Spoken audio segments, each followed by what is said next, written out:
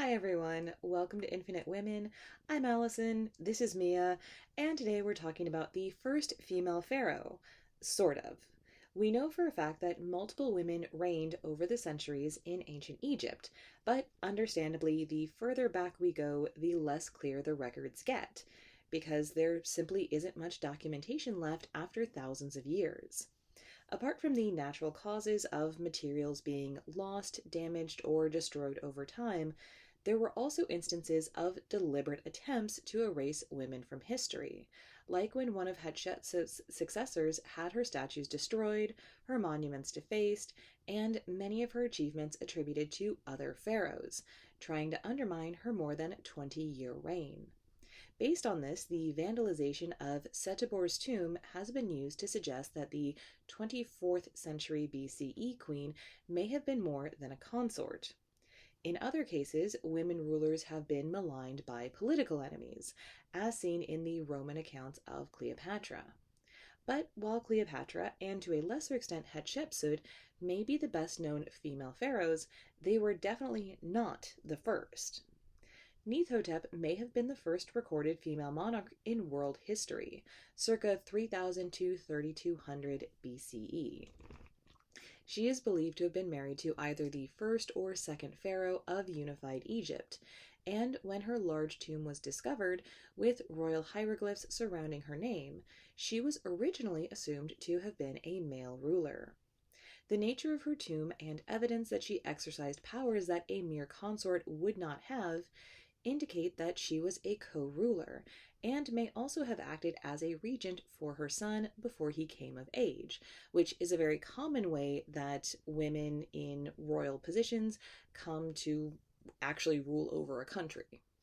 However, because the evidence is inconclusive about her possible regency, it can also be argued that Neithotep may have only been a co-ruler instead of reigning as a sole pharaoh.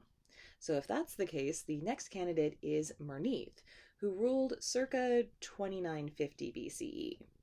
She may also have been a regent for her son after the death of her husband, and like Neithotep, the supporting evidence largely comes from her tomb as well as that of her son. It can also be asserted that even assuming both Neithotep and Mernith ruled as regents, this was a temporary rule until their sons came of age. Sobekneferu is believed to have been the first female pharaoh to rule Egypt in her own right, to claim full titles of a pharaoh, and is also the first woman listed in the Turin King List, an ancient papyrus scroll compiled during the reign of Ramses II in the 1200s BCE, of all the pharaohs that came before.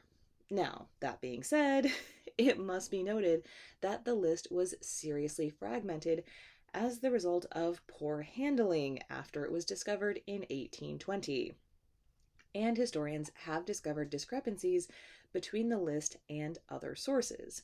So while it is obviously valuable, it is not a definitive source of information. Disclaimers aside, we know that Sobekneferu's rule lasted for almost 4 years in the 18th century BCE. But she may not have been Egypt's first queen regnant, meaning a queen who rules in her own right rather than as the wife or mother of a male ruler. Nitocris is a woman who may have ruled Egypt in the 22nd century BCE, or who may have been a literary invention centuries later. According to Herodotus, she lured her brother's murderers into a banquet hall and then killed them by diverting the waters of the Nile to flood the room. Historians have since suggested that Nitocris never existed, that the name was conflated with a misspelling of a male ruler from the time. And while that's probably true based on the current evidence, it's still a great story.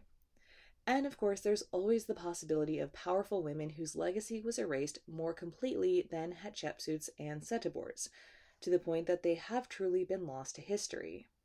There may also be pharaohs who were assumed to be male but were actually female, as rulers like Sobekneferu and Hatshepsut are depicted wearing male clothing, and I have a whole conversation with Ellie Whitaker where we get more into that side of things.